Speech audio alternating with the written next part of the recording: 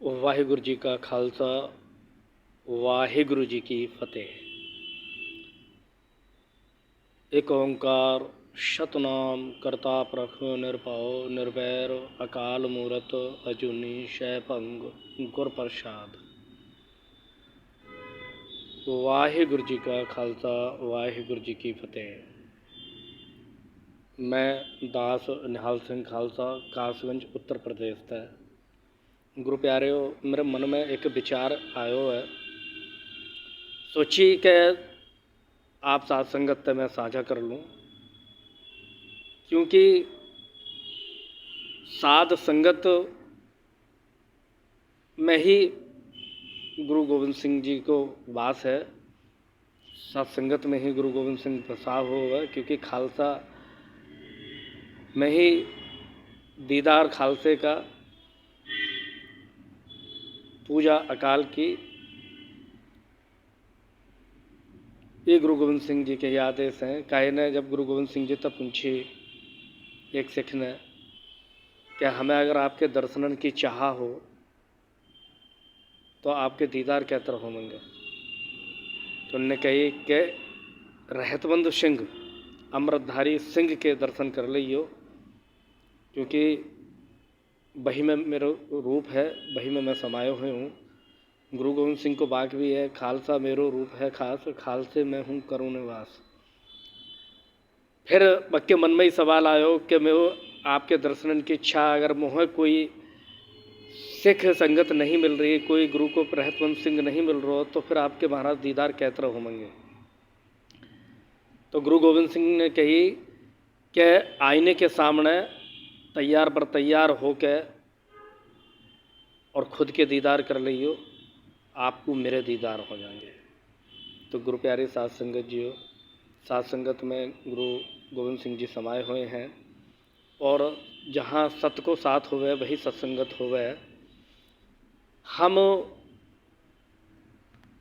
पाठ करनो अच्छी बात, नितनेम करनो बढ़िया बात, सहज पाठ जारी रखनो अच्छी बात, लेकिन कभी हम या बातें भी विचार हैं कि हम कितने दिन तक सहज पाठ करते आ रहे हैं, कितने दिन तक नितनेम करते आ रहे हैं, कितने दिन तक बाणी पढ़ते आ रहे हैं, हमें बदलाव आयो कि नहीं आयो, हमारे जीवन में कुछ डिफरेंस है या नहीं है।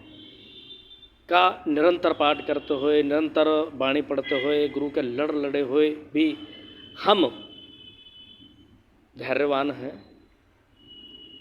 सबर संतोष वाले हैं, दया धीरज वाले हैं। हमारे अंदर अहंकार तो नहीं, हमारे अंदर क्रोध तो नहीं, हमारे अंदर निंदा तो नहीं, हमारे अंदर चुगली तो नहीं। एक कन्नी हम ये सब चीज़ करते आ रहे हैं, और निंदा चुगली अहंकार ये चीज़ भी हमारे अंदर बरकरार हैं। तो गुरु प्यारे वो मोह नहीं लगे कि हम गुरु साहिब के जो पढ़ रहे हैं वाणी उन पे अनुसरण कर रहे हैं या उन पे चलने को प्रयास कर रहे हैं। तो मेरी समझ में तो अब तक जो हम कर रहे हैं वो व्यर्थ ही जा रहा होगा, कोई अर्थ नहीं है, क्योंकि हमें मेहनत कर रहे हैं। मेहनत को ऐतर मान के चलो कि हम मेहनत कर रहे हैं, निरंतर मेहनत कर रहे हैं सुबह से लेकर शाम तक, और हमें व मेहनता को हकदार जो कि रूप में नहीं मिले, अर्थात काम मान के चलो कि हमने काम ही करो है, सुबह तक सांझ हमें काम करते करते होगी, और शाम के जब समय आवे तो हम खाली हाथ रह जाए, हमें वो मेहनताना ना मिला, कितना अफसोस होगा। क्योंकि हम कितने भी मत्था टेक लें, कितनी भी बाणी पढ़ लें, कितने भी पाठ कर लें, जब तक अपने आप के अंदर हम बदलाव नहीं ला पाएंगे तब तक हमारे पढ़ने को कोई मतलब नहीं। ये बदलाव तभी आवेगा कि जब गुरु साहिब जो हमें आदेश दे रहे हैं बाणी के जरिए, पाठ के जरिए, जब तक हम वह कुछ समझ के वह चलने को प्रयास और प्रश्न नहीं करेंगे, तब तक एक ये मान के चलो कि हमारी मेहनत ही बेकार जा रही है, हमें वह मिलना कुछ नहीं है।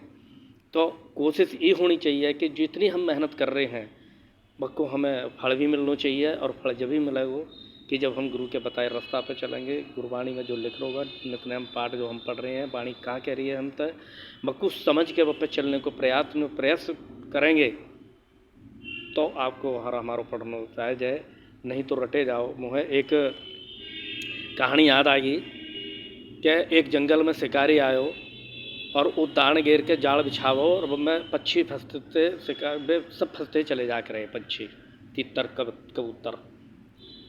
धीरे धीरे वन खाली होने लगो। बड़ी चिंता लोगों ने हुई या बात की कि ये तो अपनी प्रजाति यात्रा तो ख़त्म हो जाएगी, भाई बंद सारे मारे जा रहे हैं। भाई शिकारी को देख के कोई कूट वर्ड ऐसो निकाल लो कि जब तक हम सचेत हो जाएं और जब दाने के जाल के दाने के में ना फंसें। तो बुजुर्ग ने एक ने कही कि ठीक है शिकारी आज तो जब दिख जा तो हमें एक बात कहनी है कि शिकारी आएगा, जाल बिछाएगा, दाना डालेगा, मत फंसियो मत फंसियो, मत चुगियो मत चुगियो। अब ई उन्नय सबन ने रटगी। शिकारी आयो, शिकारी को देखते ही सारे कबूतर तितर जितने भी है चलने लगे कि शिकारी आया है, जाल बिछाएगा, दाना डालेगा, मत चुगियो मत चुगियो। अब सारे के मुँह तो यही बात।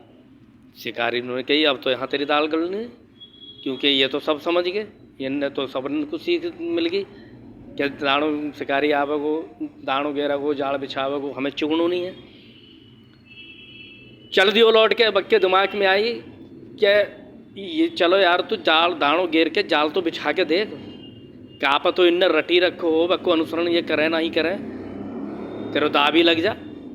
वरना भाई जाल घेरो, दाने घेरे, जाल बिछायो।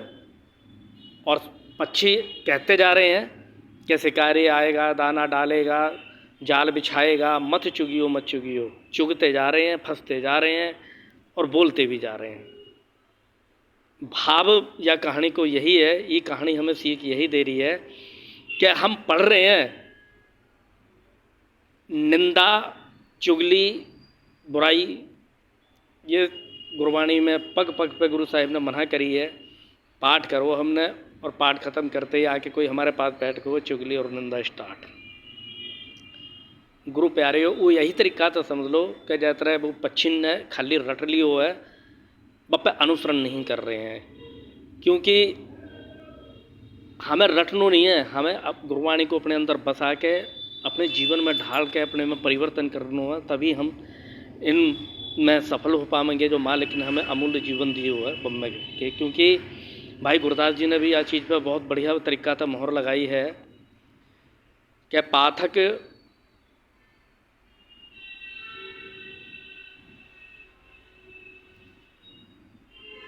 पूछत पथक ना तेह मार्ग धारे पग, प्रीतम के देश कैसे बातन से जाइए।